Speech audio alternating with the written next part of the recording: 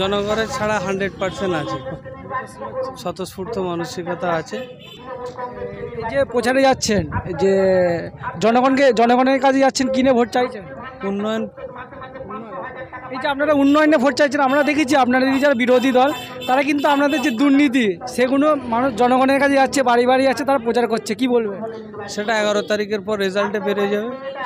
পুরোপুরি পঞ্চায়েতে কি হাড্ডাহাড্ডি লড়াই হবে?